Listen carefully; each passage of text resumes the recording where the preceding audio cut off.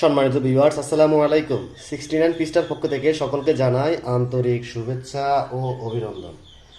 তো আজকে আমি আপনাদেরকে দেখাবো কিভাবে কাঁঠালের বীজ আপনারা রোপণ করবেন। তো এতে করে কাঁঠাল গাছ এক এক কাঁঠাল গাছ হবে মোটা, একবারে এরকম মোটা মোটা হবে ইনশাল্লাহ।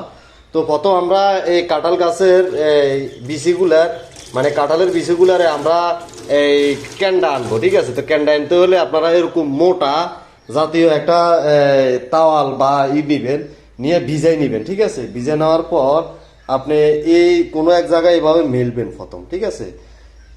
মেল রে এইভাবে সুন্দর করে মেলবেন।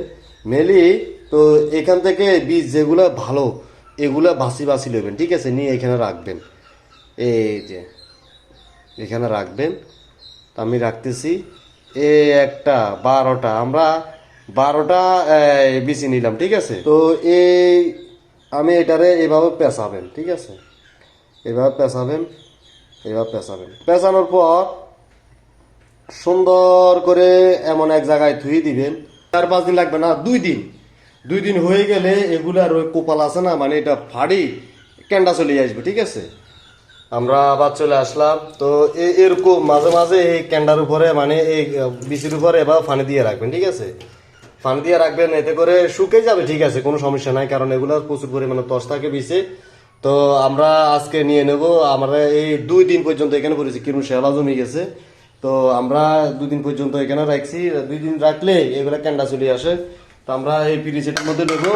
নেওয়ার পরে কিভাবে রোপণ করি, কিভাবে কি করি, যে একটু যে সকল কিছু থাকছে আমাদের এই ভিডিওতে।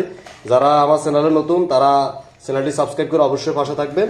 আল্লাহ, এই যে আমাদের এই এগুলার ক্যান্ডা চলে আসছে আলহামদুলিল্লাহ। তো আমরা এগুলা রোপণ করতে যাব। তো এই যে এগুলার ক্যান্ডা কি সুন্দর, দিনের আলোতে আমি নিয়ে যাচ্ছি। এই যে এগুলার ক্যান্ডাগুলা কি চমৎকার ক্যান্ডা এসছে, এই যে। তো সম্মানিত ভিউয়ার্স, আমরা এখন এখান থেকে কিছু পচা গোবর নেব, ঠিক আছে? মানে গরুর গোবর আর কি, গোবর এগুলো আমরা নেবো। আর এগুলোর সাথে কিছু ক্যাশও থাকবো, কোনো সমস্যা নাই। তো এই আমরা গোবর এগুলো নেবো, একবারে পচা গোবর। তো গোবর এগুলো নেবো, কারণ কিছু গোবর যদি দিয়ে দিই না তোলায়, তাহলে আপনার গাছগুলো উঠতে একবার মোটাই উঠবো, কোনো সার টার দেওয়া লাগবে না। তো আমরা গোবর লইছি আলহামদুলিল্লাহ। গোবর নেওয়ার পরে আমরা যে বীজ যেগুলা কপাল হারিয়ে হারিয়ে একটু ক্যান্ডা বাড়ে এসছে, তা আমরা এগুলো রোপণ করব। এই যে আমি এখানে নিয়ে নিলাম, এই যে নড়িস না রে। এখন আমরা নিয়ে যাচ্ছি রোপণ করার জন্য।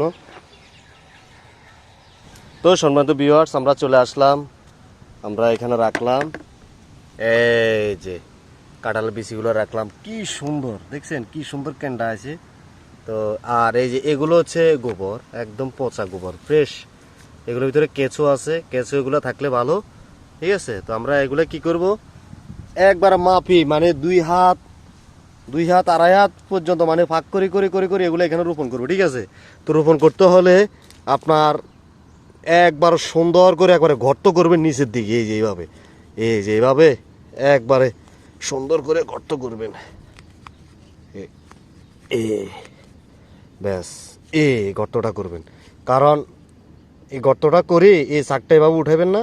উঠানোর পর এই নিচে যেটা আছে এই মাটিগুলারে এভাবে লড়াই লড়াই মানে কুচা করিয়ে নেবেন আর কি। কুচা করার পরে আপনি কি করবেন, এগুলারও কিছু উঠাবেন। উঠানোর পর এইখান থেকে যে গোবরগুলো আছে না, এই গোবরে এতটুকু লইবেন। নেওয়ার পরে আমরা দিচ্ছি এই গোবর এগুলা, ঠিক আছে? এগুলা একবার ওই গর্ত যেটা আছে এটা পুরো ভর্তি করে দিব, ঠিক আছে? দেওয়ার পরে এভাবে মাটির সাথে যা পারে এভাবে মিক্স করে দেব। যে কোনো সময় আপনি কাঁঠালের বীজ লাগাতে পারেন, কারণ 12 মাসে কিছু কাঁঠাল আছে, ওগুলো আপনি সেম এরকম এই স্টাইলে আপনারা করতে পারেন, ঠিক আছে? এই যে ব্যাস মশলা টশলা মাখিয়ে দিলাম। মাখিয়ে দেওয়ার পর এভাবে করলাম, ঠিক আছে? ফিটিং করার পর ব্যাস আমাদের মশলা হয়ে গেছে, মানে মুয়া করা কমপ্লিট। এখন আমরা এটারে কি করব, এখান দিয়ে আবার গর্ত করব, মানে ওই বীজ রোপণ করার লাগে এরকম করে করলাম।